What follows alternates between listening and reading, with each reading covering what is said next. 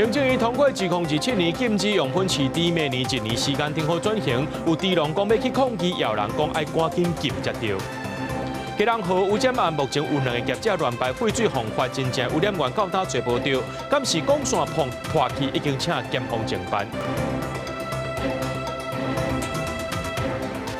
各位观众朋友，大家好，欢迎收看14月7日 AM 新闻，我是嘉豪。行政院会今日正式通过，对自2027年开始禁止用喷饲猪，每年呢，互猪农1年的时间，听好去春秋，听好去转型。那各县市政府呢，会当决定讲敢要来提早。那准明年1月底进前申请改饲饲料，一只猪补助3600块。屏东县政府也随宣布讲提早全面禁止用喷饲猪，不过同意使用动物性的废料，亲像北来等等的物件。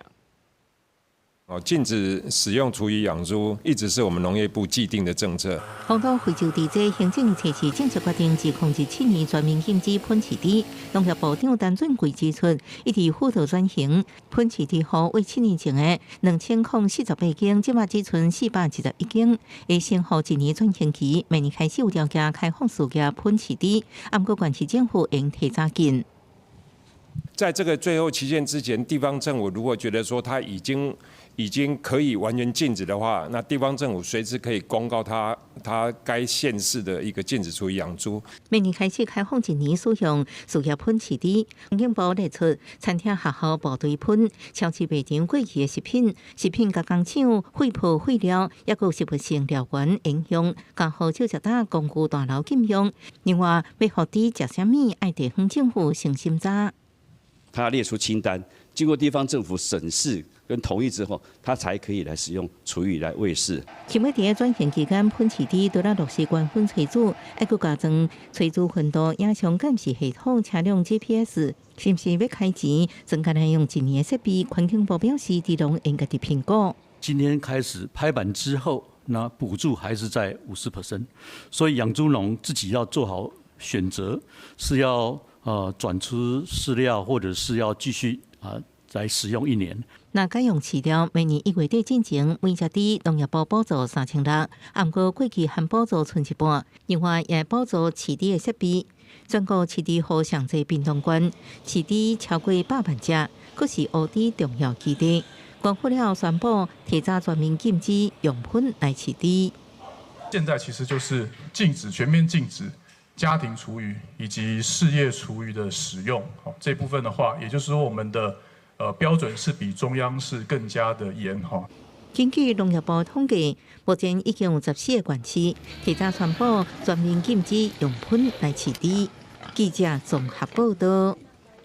政府讲明年有1年的时间会当来春秋，会当来转型。那准备用喷来饲猪呢，就要开钱装设备。那准备改饲饲料，期限内面会当领补助。台中市油喷饲猪协会就表示讲，应该有3-4成的饲猪农呢会改饲饲料。不过桃园市的饲猪协会表示讲，那这政府完全无法度参详，可能会串联全国的饲猪户。拒绝再加油喷，那以饲料猪为主的中华民国饲猪协会也批评讲，1年的时间来转型伤过长啊。大乡高车市场无落实喷炊煮，互国内出现第一例非洲猪瘟，禁分禁台15天，损失袂细。为保这胖，行政宣布全面禁止喷饲猪。若是要伫1年转型期继续用喷饲猪，爱装 GPS 监视系统，爱开钱，煞干能用1年。若改饲料应提补助，确实互部分猪农想要放弃用喷。你不管你怎么配合政府，你可能不到1年，我3600可以先入袋为安啊，不用每天担心政策怎么变化啊。台中市喷饲猪协会表示，目前差不多3-4成会员无来决定该饲料，不过中华民国饲猪协会理事长潘连洲说有讲。这摆至少超过一半甚至2/3转型，不怕政府有1年饲喷，要求2000亿饲猪业加几百户用喷饲猪户到底冒险。县市政府提早都禁了，你还有猪可以吃嘛？我第二例为这几户买了这个错误。为少喷饲猪户，心内也是希望机会推动喷集中炊煮中心。不过专家指出，照目前的法令，恐惊是无法度。困难重重啊，因为你来原料没办法统一啊，可能说饲料规格化啊，饲料一定要有规格化嘛。用喷市场和上届桃园市协会不完政策拢无挽回空间，要号召北中南喷市场和初五下晡开会，决定是不是用全国联合股再喷来回应政府。真的是环保尖兵给它处理掉，你知道吗？这边和全省瘫痪在塞啊，全部拢不爱看的啊，不爱再喷啊，全部拢不要清湖处理啊。全环境部盘点未来2年，每日约有300-400吨的喷，需要分化掩埋。不过到116年底，处理量能充足。不过喷市场表示，不过免费清运喷，未来沿户期餐厅、团膳加工厂会增加处理成本，转予消费者，或者是归去凊彩撇掉。这恐嫌是社会愿意看到的代价。记者综合报道。来看一个上界新的消息，就是进前高雄市政府宣布验出专利的台湾雕鱼排这产品内面呢有动物使用的抗生素不符合规定。今日经过内部调查，才发现讲是检验科内部仪器设定出问题，电脑设定错误放大10倍，所以实际上是无检验到这个药品。卫生局也针对着这件事故来回释的。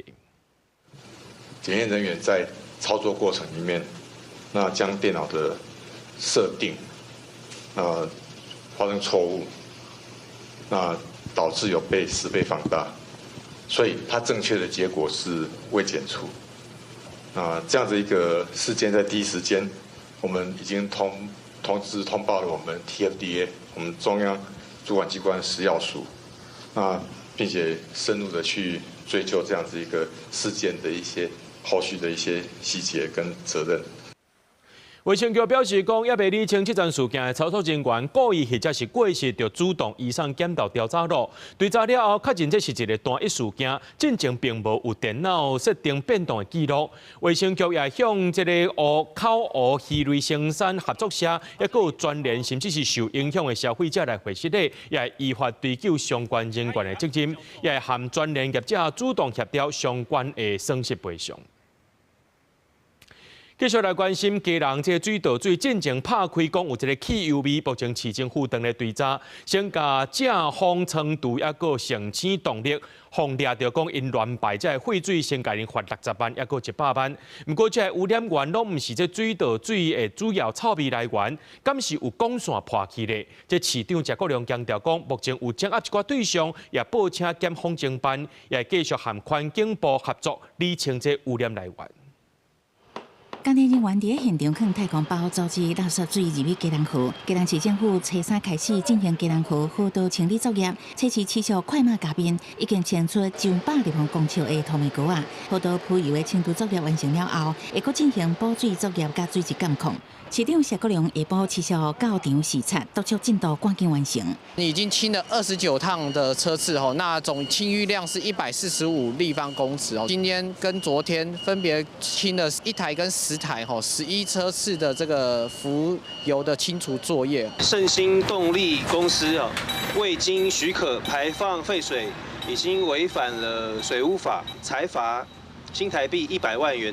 市政府已经查到正风程度生成动力违法污染河水，除了已经罚正风程度60万，初时阁重罚各公客运的保修厂生成动力100万。不过，拢排除是11月27污染源的凶手。根据了解，市政府调研沿河的监视画面，无发现有乱倒污染油的重大污染事项，嘛引起是不是有管线破去的讨论。找出来，我们都有进行采访。那当然有一些我们目前怀疑的对象，我们仍然收集证据，然后也报请基隆地检署侦办。对于各界议论，市长谢国良无正面回应，讲目前是有掌握一寡对象报请检方侦办。市政府已经持续甲中央环境部的合作，查清楚可疑的污染源。不过，立宪立委对案发已经1礼拜无法度掌握污染源，感觉不满。我们看到基隆市政府这2天以来，不断的看到欧亚的亏钱，他基本上就是沿着基隆河的污染源去查，找到一个工厂有违规，就说这就是污染源。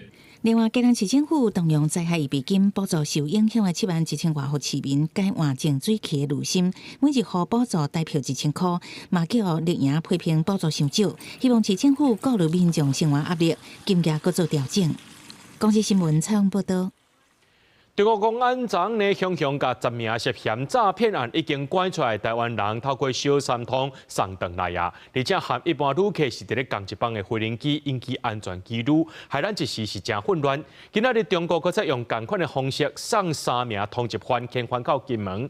刘宇辉表示讲，这中国通报有卡办，也无依照着两岸强大机制管理来处理。虽然是无满意，不过也是处理犯人较要紧。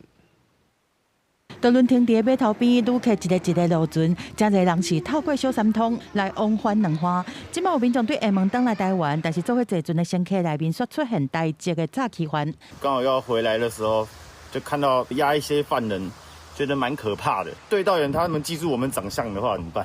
就敢若是海上版本的空中监狱，就伫金厦小三通出现，有10个个人是涉及下境诈欺，伫对方拐出来了。车衫是雄雄和对方的公安押上船，要遣返登去金门。咱国的相关单位是启动紧急应变，其中有4个人是伫台湾判刑确定的通缉犯，是金门地检署法警来执行；，佮有4个通缉犯是佮地检署做线顶的信问。剩下2个因为无互通缉，是照一般的流程落船离开。不过过当初4中国佮用同款模式要甲3个通缉犯遣返金门。这一次确实对对方对我方的通知是比较慢的是比较慢的那但是在我方相关机关确认清查人别无误之后，那我方还是同意让他们登船。OK， 希望的补上去。其实各国帮助遣返过去有真侪案例，进前和中国迄边大多数拢是先约好时间，透过飞行机的航班也是船班，甲涉及刑事案件的个人遣返登来。不过这摆对方说含较早无同，无透过固定两岸强大机制来处理。马卡瓦通知对这刘委会讲并不满意，但是要务实处理。这些人他们也是国人那他们有回来的权利。那所以我们这一次算是务实的处理，但是我刚才讲过了，就是说，不满意。面对中国伫政治这因素关系较紧张了后，两岸强大机制敢若是无法度来发挥作用。不过刘委会表示讲，同款嘛希望照过去的方式来运作，互相尊重。目前个人阁留伫中国在港的人数，到今年9月阁有873个人。记者综合报道。真歹势，头拄仔讲唔对吼，这诈欺犯是坐港帮船登来到金门。啊，若讲到这高雄呢，某一间国小进前的家长会长，一个姓区的查某人，伊用这投资少钱名义，甲其他的家长、老师提钱，甚至有医生、企业界拢有尚无提20亿。今年10月，这受害者报案了后，检调解一侦办，所发现讲，这个查某人呢已经出境啊。学校表示讲，家长会长期满前3个月，伊就讲要死。前有选这代理会长，运作和财务拢无受到影响。被控骗钱的姓区的查某人，其中一间公司大门锁起来，有真侪批无人收。伊捌做高雄三明区一间国小家长会长，涉嫌用投资少钱名义，向学生家长、老师等人骗钱。初期每个月提供高额利息，互受害人数愈来愈多。佫涉嫌透过高龄呼求教练、甲企业家医师纠近距离了后骗钱，互受害群众为教育界学生家长拖甲医界，粗可差不多骗20亿。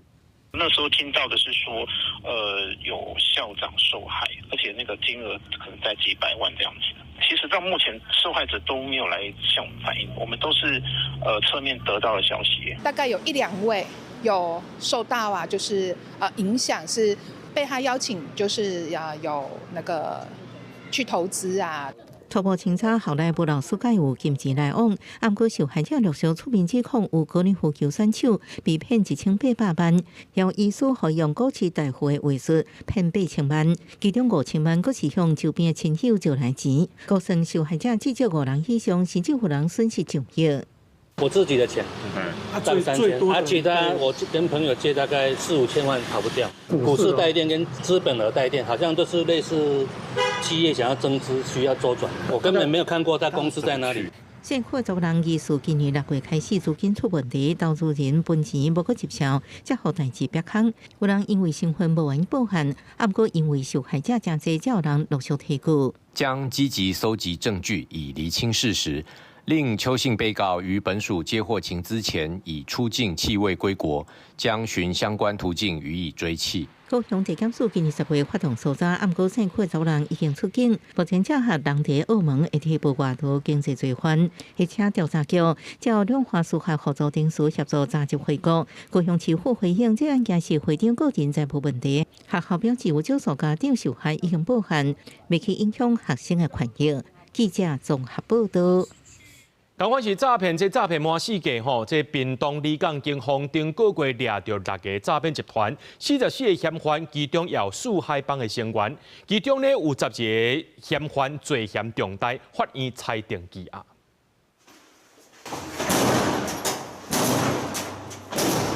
警方人员举钢推啊，大力弄门，结果门弄开了后，哇，这个跑走了，啊，看到落地窗开，发现嫌犯走去啊，调外面的监视器看，才发现这名嫌犯骹手搁真溜咧，竟然是家己开窗啊，沿大楼的壁边对3楼先爬到2楼，才对2楼跳落来1楼走去。这名查甫人是诈骗嫌犯，最后也是被警方抓到，移送法办。依法逮捕，你先听我讲完。好，你可以保持沉默，无需要被质疑，因为全数。这摆行动是屏东离港分局伫11月7日到2日打击诈骗的专案行动，总共抓到44名嫌犯，有诈骗的主嫌和国内位车手，找到犯案用的5台轿车、20支手机啊，另外还有200包的毒品咖啡包。尤其爬窗的嫌犯是四海帮的成员。共计查获诈欺集团6团44名犯嫌，其中更有四海帮及不良帮派组合成员。查缉总价值近1000万，经移送台湾屏东地方检察署侦办后，其中12名犯嫌犯罪嫌疑重大，经检察官复讯后，向法院申请羁押获准。警方讲，其中有12名嫌犯罪行重大，在复讯了后，予检察官申请起诉通过。警方嘛表示，后续会针对嫌犯之间的金钱来源，搁进一步调查，看是毋是搁有其他的诈骗嫌犯。记者柯明哲，屏东报道。伫咧台大有90名的学生接到这戏罗接触者的检查通知批，讲接触者要依法完成卫教、胸坎电光抑个抽血等检查。台大表示，讲配合主管机关的规定进行戏罗防疫措施。卫福部长赵忠良也讲，这是确诊个案，毋是校园群聚。即马要追查这感染期间有900个接触者，拢要甲因扣起来。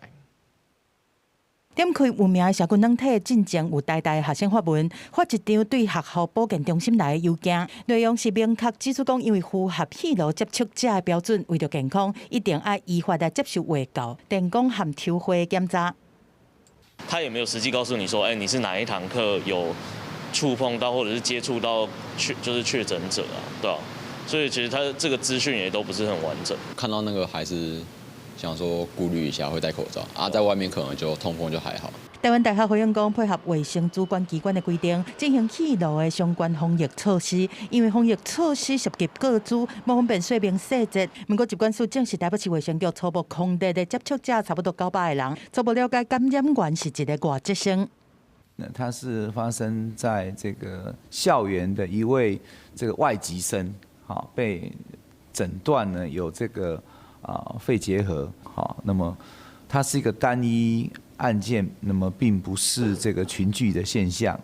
那么这个匡列者的条件就是以说你同一天在同一个空间，那么共处超过8个小时以上，或者累积接触40个小时以上才会被匡列。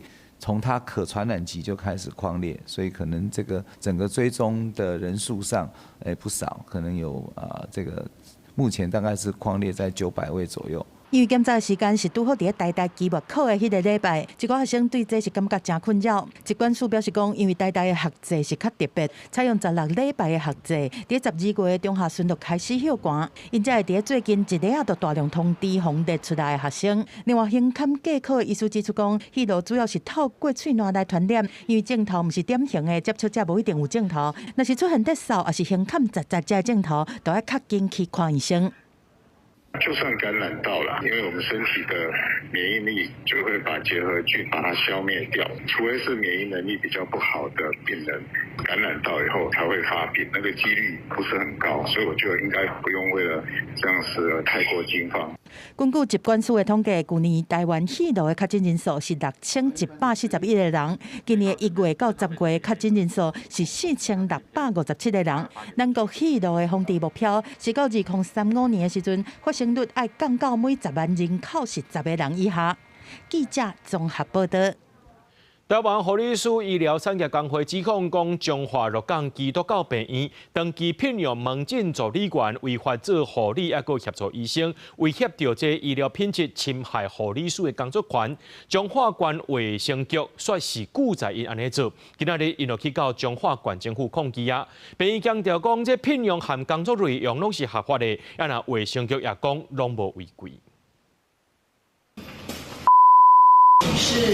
透过看这个问卷和患者互动，台湾护士医疗产业工会指控讲，鹿港基督教病院是长期请无护理师执照的门诊助理员，穿赤色的制服，伫看诊的所在执行护理对诊的业务。2023年和2025年，是真侪摆拢翕到相关画面，甚至佫有门诊的助理员是执行发药的业务。这种笔图毋但是威胁医疗品质，佫侵害护理师的工作权，严重违反护理人员法。看到。全部几乎都是穿绿色的门诊助理员的制服的这个跟诊人员，在从事我们的护理跟诊业务，给病人填同意书啊，还有一些的这个解释药物一些说明啊，手术的一些解释，这样的行为是可以被纵容的吗？台湾护士医疗产业工会测试到中华县政府去抗议，批评今年5月影响中华县卫生局来检举鹿港基督教病院，却无公布查出的结果，这个县府是在暗砍。卫生局是表示讲，所有检举拢有录起来会当查。佮讲，这个病院的门诊助理员敢若做指引的工课，并无发现有违反护理人员法和医疗法的状况。他比如说你这个到哪里检查，拿健保卡给他，大概就是这样，就是一个指引的动作，每一案都有入案啊，并且有去做查，没有发现有关于违反护理人员法跟医疗法的一个状况。病院这边敢若透过文字回应讲，各针对的人员拢是合法任用，工作内容拢有遵守法规来办理。台湾护士医疗产业工会强调讲，有收到内部护理师的真情，毋是空嘴报纸，若是县府阁无爱插，后壁会到地检署各公务员规则文书都立函牘执。记者综合报道。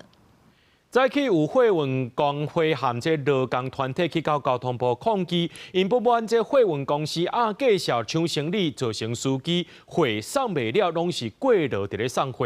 交通部派这代表出来接受真情，也讲会去了解规个状况。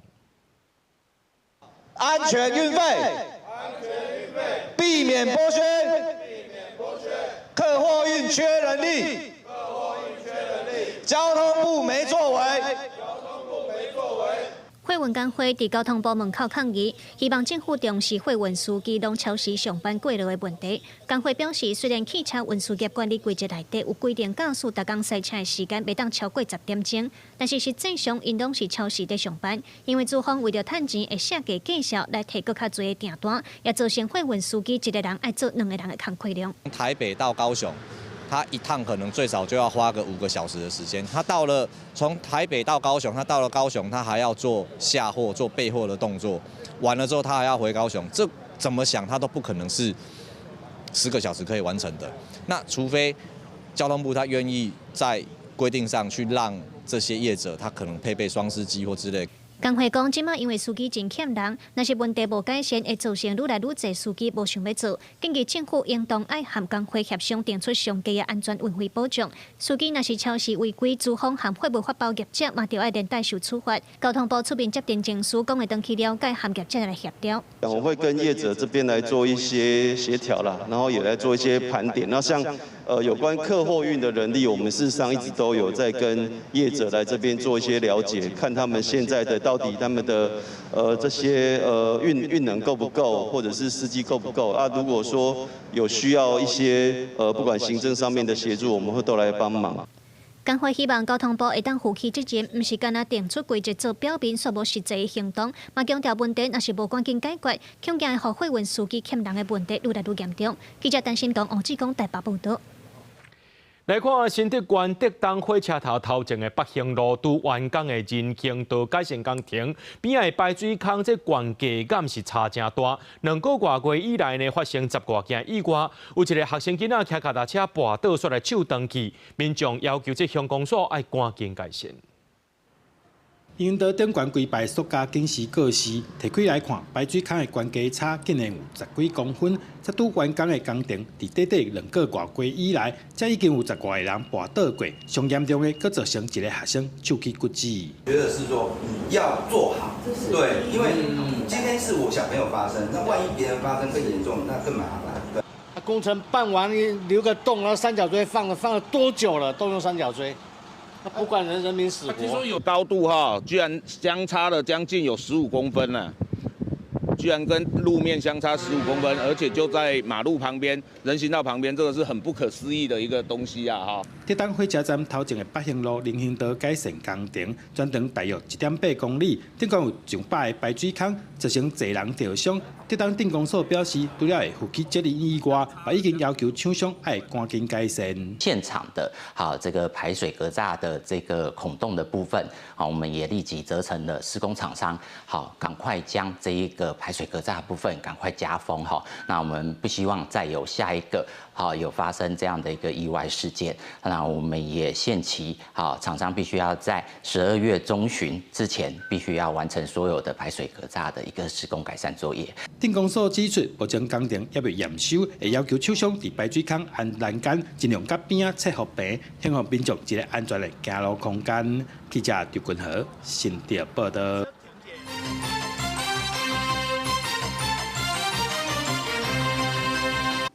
第49届台积经济部1会期今仔日举行这一代交流协会会长辜秀山致辞的时阵就讲到，有人想要用武力或者是威胁的手段，单方面改变现状。台湾是日本重要的伙伴。那这台积关系协会会长苏家全也强调讲，台湾的展现民主伙伴之间的情谊，用实际行动支持日本的农渔水产品。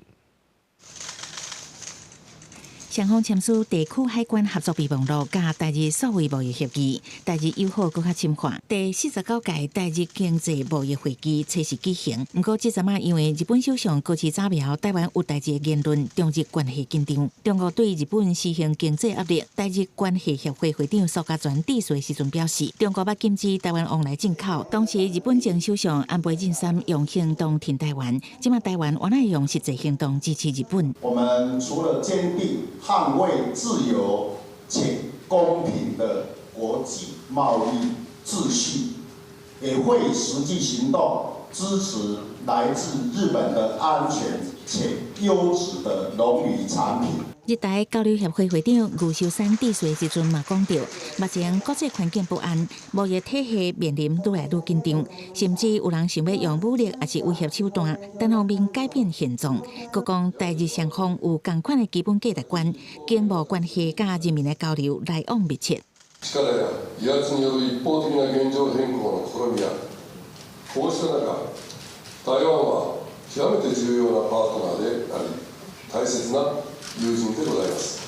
辜秀山阁指出，首相高市早苗甲台湾领袖代表林信义今年伫韩国的 APEC 会晤时，有讲到经贸甲防灾交流，展现双方正深的合作关系。苏家全认为，高市早苗先对高上游了后，佫着该展现重视台海和平，加支持自由开放的印太区域基本立场。面对中日的对立，台湾会展现民主优质的互信甲情谊。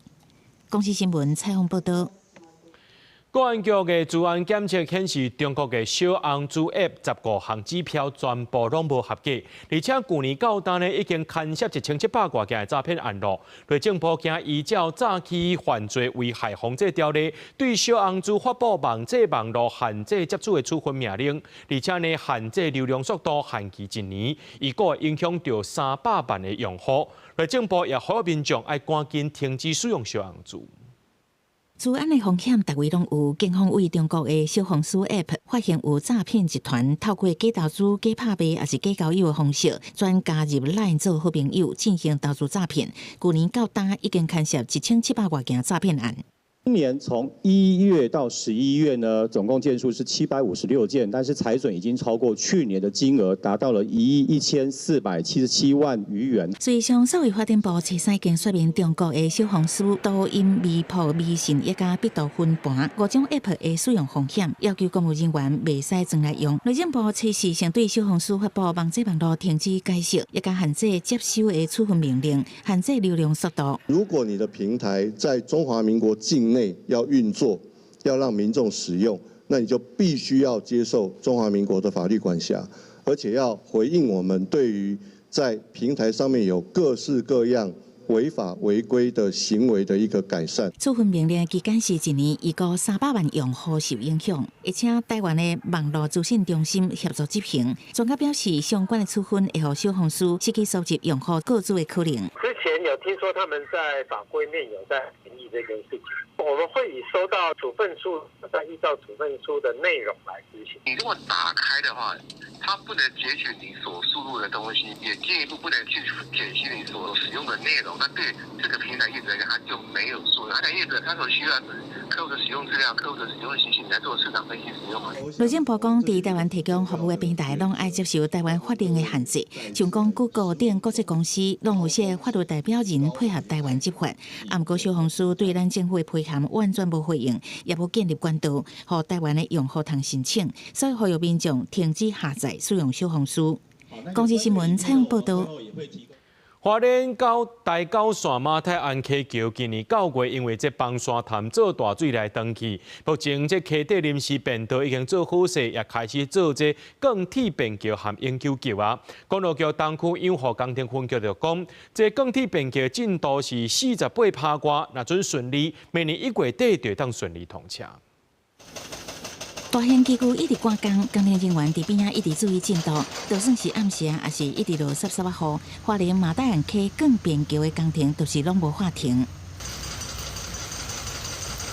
花莲公路台九线的马大岸溪桥，今年9月刷起崩山湖1楼的大水冲断，公路局花莲工务段抢上溪底的临时便道。不过顶个月初10，阁因为风台大水互冲毁，工务段又阁继续抢修，总算顶个月29完工，阁会当通行。若是更便桥嘛，同时赶进度，目前原定41%的进度，测试已经达到48.5%，整体爱行72座条啊，目前已经完成53.5座。目前的话，我们是从南侧跟北侧两边持续赶工，让两边能够做一个衔接，然后这个时间上也会慢慢的让缩短，然后进度上维持的超前的这样的部分。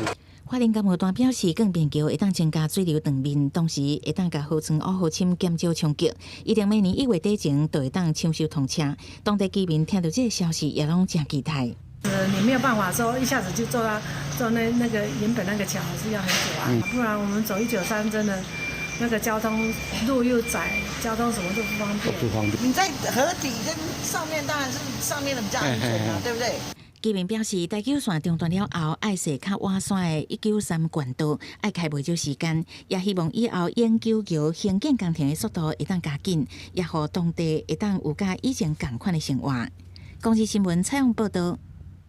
台南后壁乌树林检控场已经吸收第13天，昨暗总算拍花。这环保局表示讲，全面启动24点钟的监控，也进行土白检测，按算明年5月整理好势，甲土地献互军方。现场有一角所在，咧拍火时，怪兽咧乌的过程，温度也悬，煞搁烧起来。消防甲环保单位持续出动怪兽甲水车斗阵抢救，采用拿乌拿降温的方式处理。等到后壁乌树林废弃暂时场吸烧第13天，总算伫初3暗暝11点半完全拍花。那初4到场，透早已经无声烟，这场火灾纸现场囤的废弃物将近7层楼悬，内面有沼气产生，加上现场空间有限，抢救过程甲辛苦。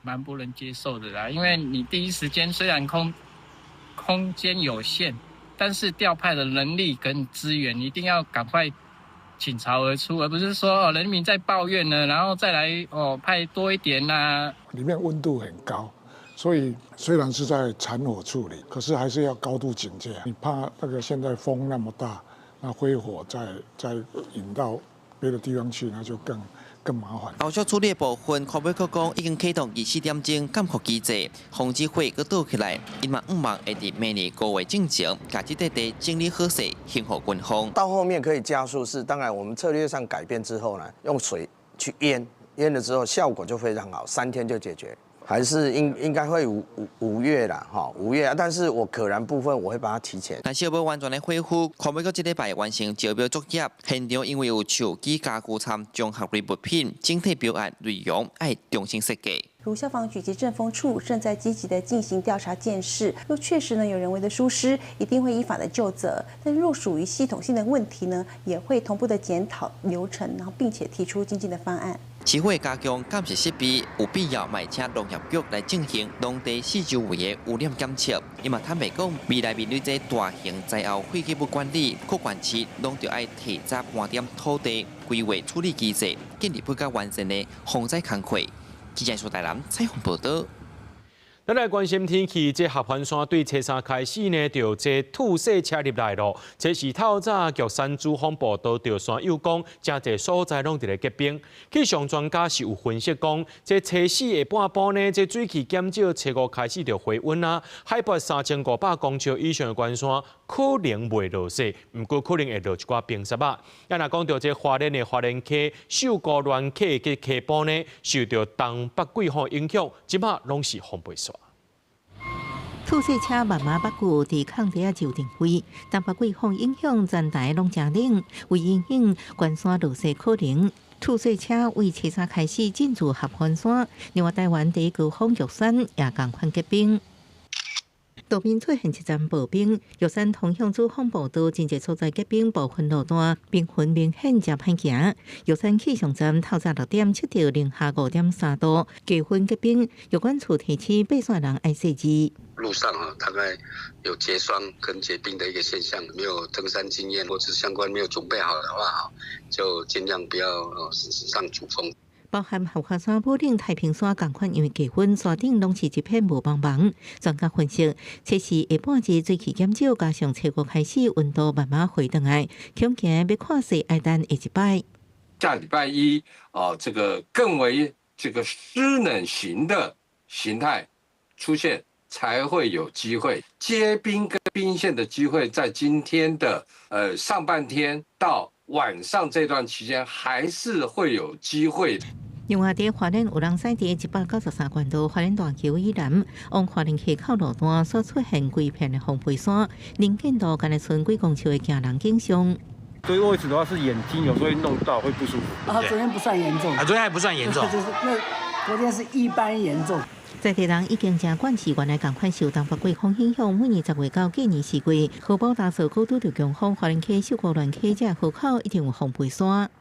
一年我们都会去做水覆盖跟绿覆盖，还有就是花莲溪的那个地方有一些水幕。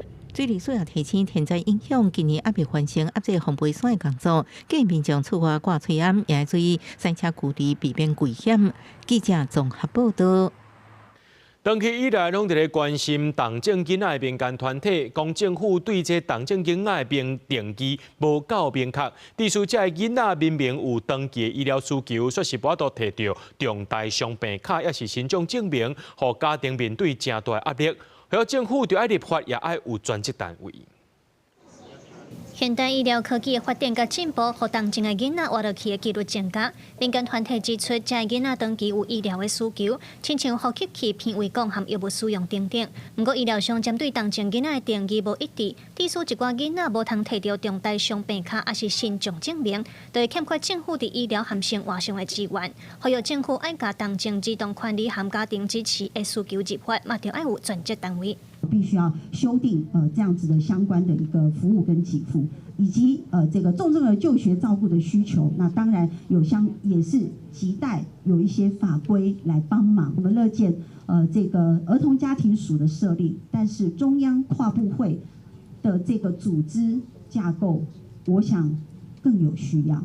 另外，民团嘛呼吁政府当教人员的训练，无应该干那偏向照顾大人，嘛应当注重同情囡仔的专业照护。卫福部回应讲，明年针对0至6岁的儿童医疗量能保障计划，拍算投入249亿，下来调管儿童同情的支出，嘛会针对当教人员开设定同情儿童课程。我们开始把长照人员的能力的部分，希望能够扩大失能重症儿童的相关的照顾，然后开始有就是影音的课程、标准化的教材跟强化师资的内容。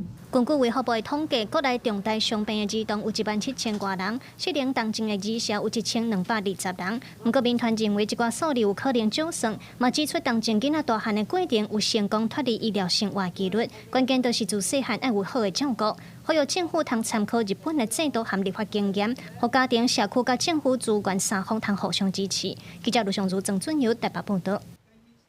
今年是总统直选30周年，台湾头一任的民选总统李登辉对推动台湾民主化有正大的贡献。对民间团体呼吁政府要设李登辉总统图书馆，正做呢这民主转型的研究基地。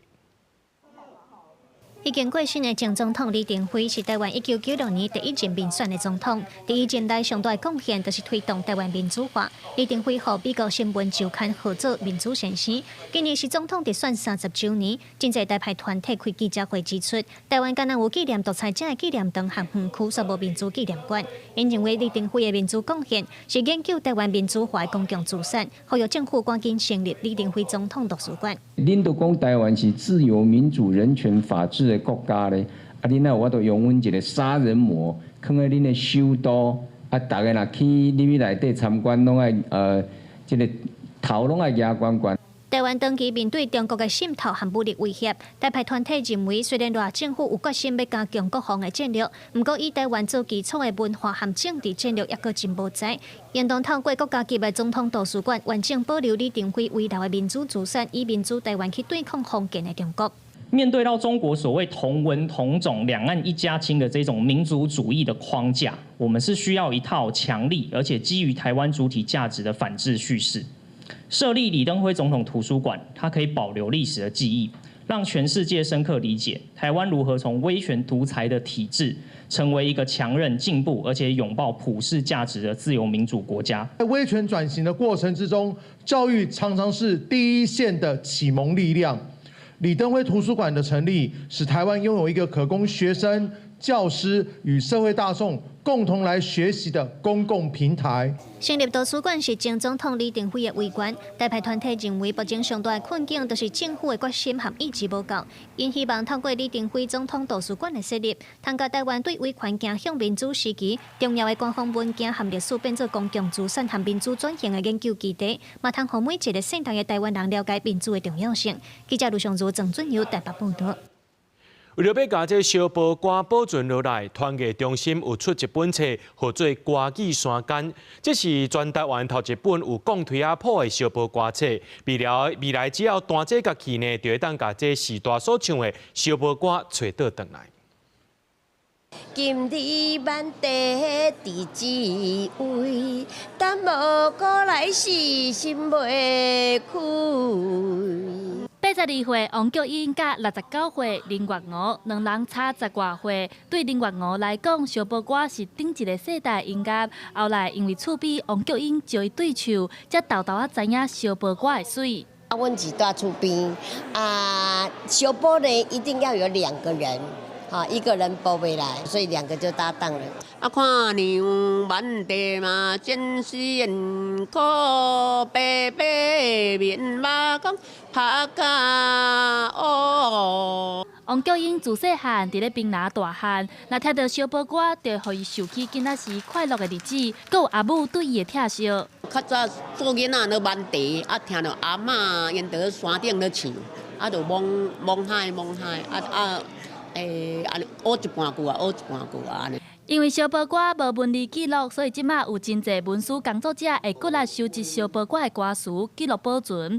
长期投入小宝歌复正的教授蔡家芬，伫咧过程中也发现，敢若首歌词无法度完整保留小宝歌，所以即届也特别加入音乐的五线谱。咱咧学小宝歌的时阵，你看歌词的时阵，你知影迄歌词安怎念吼，但是迄 melody 是安那来的，你可能唔知影。啊，我若甲伊实际上，伊是安那唱伊的音源啊，迄个伊的节奏啊，甲伊记录伫迄有线谱内底。这嘛是全台第一本五线谱的小报歌，内面拢总记录6位时代51条的小报歌，即届由团结中心出版，册名叫做《歌舞山间》，希望美丽的歌声会当透过记录，互更较侪人看到、听到。较好啊，上天满仙土。记者陈选王志光台北报道。家长文化是咱台湾珍贵的文化资产。国立中山大学今年搁再和高雄地角电吉圣堂合作，推出着家长体验课程，老师甲16位学生做伙学习，对开面到正式出军去到邮局拜庙参礼。来参加唔那是大学生，也有博士生哦。学校是希望讲透过课程建立大家对家长有正面的看法，或这项文化会当继续流传落去。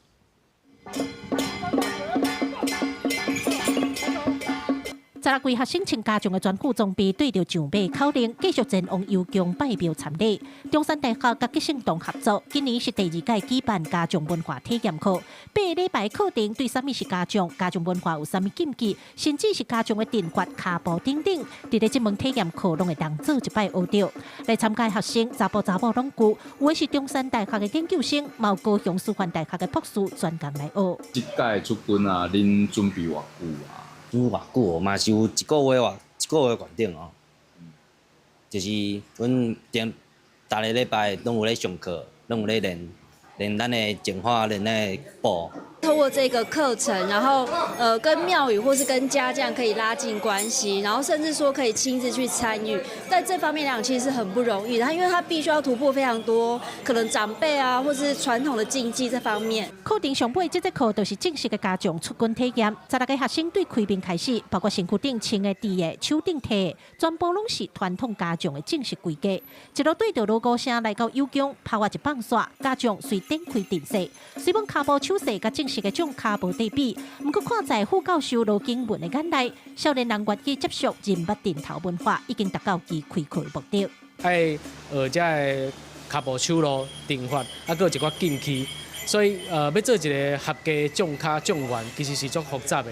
阮伫咧学习的过程中，嘛当感觉讲，这是一个无简单的代志，绝对毋是咱所想的迄种刻板的印象，就是讲咱这个家长就是拢为非三做的歹囡仔安尼。出军过程，家长落尾休困的时阵，拄好碰到一阵美国来游客专工来找因翕相。吉圣堂的总教练也伫边仔指导姿势甲讲解。罗景文讲，用台湾的家长文化来做外交，这是意外收获。记者看家做邱超勇、高雄场报道。咱来看国际新闻，在香港大埔红屋苑造成火灾，有上百人死亡。为了避免同款的悲剧再来发生，香港政府初三下令，伫初六进前呢，甲300多栋，抑搁伫咧维修的这个应急防护网，拢甲拆掉。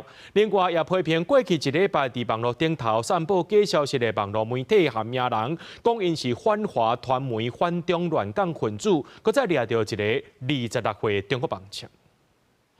香港红河湾主体头前的广场，伫火灾内底多过1劫的住户，抗火追到牺牲者，各用手巾仔7目屎。这场火灾，互上百人伫火场当中死亡。香港政府除了将维修工程承包商放协建筑、顾问公司放假，依法撤销大楼修复计划定期以外，伫调查火灾现场内底，佫发现负责制作应急防护网的厂商涉嫌造假产品的安全数据。港府初三暗时下令，要伫初六进前拆除全香港咧维修的300栋建筑应急防護網。所以我而家宣布，所有而家進行大維修嘅樓宇，包括所有公營同埋私營樓宇同埋政府大樓，如果佢嘅外牆係有棚網嘅話咧，都需要即時將呢個棚網咧下架。在香港境内未少維修建築的應急外口，用綠色的塑膠防護網，初時開始，這防護網佇工人掛工之下攏拆掉。有居民表示，為建築的防護網已經設幾啊年。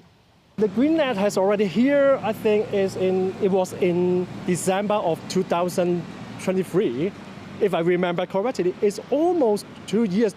针对过去一礼拜伫网络散布会在相关介绍的网络媒体甲有名人，香港政府严厉批评是反华传媒、反中乱港分子，搁掠一个26岁中国籍姓陈的 YouTuber。这网红把拍影片表示，会在思想者是罪孽深高，后悔消息报警不少同情言论引起网友怒火。香港政府表示，这外部势力分子有其他用心，搁分发煽动性宣传单，对受害居民造成二次伤害，是故意把乌救援工作造成社会分化对立，所以被绑定会采取执法行动。公司新闻陈时东报道。当日中国访问的法国总统马克宏初时和中国国家主席习近平会谈，双方焦点放伫咧欧盟和中国之间的贸易逆差，就算也有一个俄乌战争，就算双方呢签真侪项的合作协议，不过所谈的议题却拢是无共识。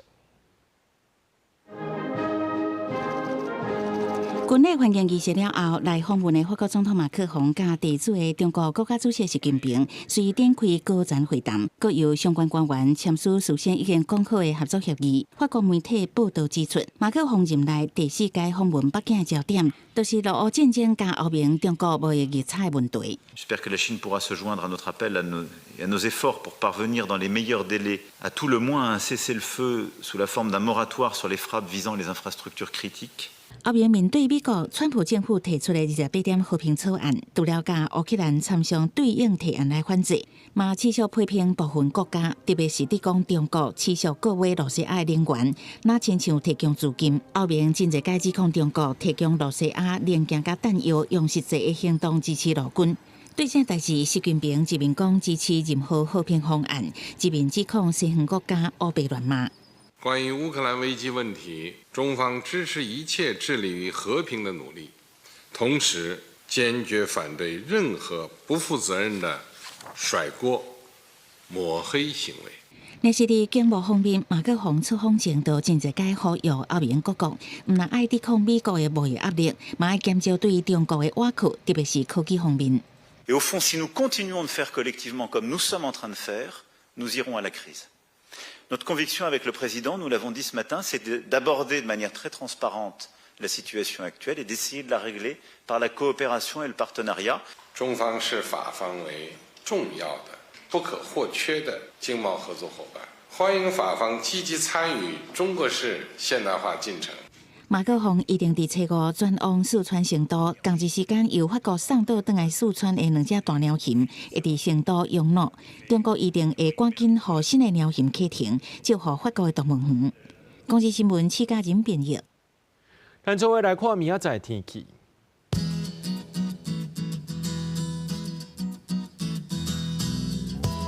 基隆、台北、桃园、新竹对17度到21度。苗栗、台中、彰化、南投、云林对15度到25度。嘉义、台南、高雄、屏东对16度到26度。宜兰、花莲、台东对17度到23度。平湖、金门、马祖对14度到21度。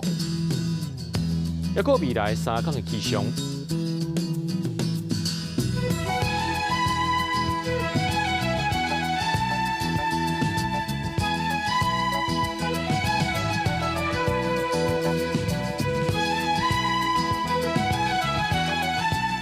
新闻最后，感谢各位观众朋友收看今日AM新闻，我是嘉豪，明仔暗时7点，咱再相会。